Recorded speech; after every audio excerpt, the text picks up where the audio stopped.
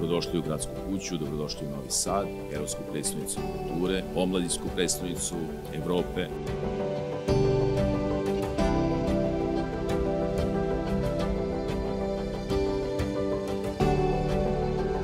Da se zahvalim školama iz Novog Sada. 4 škole su u ovom projektu: Žarko Zrenjanin, Dositej Radović, Dušan Radović i Svetozar Marković Toza.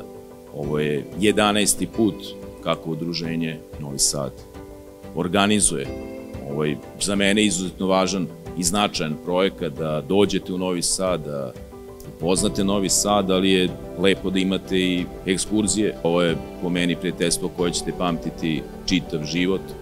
Steći ćete prijatelje na koje ćete moći da računate u budućnosti, a takođe i vaši domaćini iz Novog Sada moće malo da čuju u kakvim specifičnim uslovima živite, a stvarno ti uslovi nisu laki. Znajte da Novi Sad će svim srcem, kao i do sada, uvek biti uz vas, da ćemo struditi da još jače pomažemo našoj južnoj pokrajini.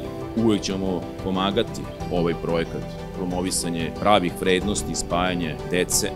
Svako dobro vam želim, uživajte u Novom Sadu, ovde su vam prijatelji, ovo je grad otvorenog srca i osmeha i znajte da ste ovde uvek dobrodošli.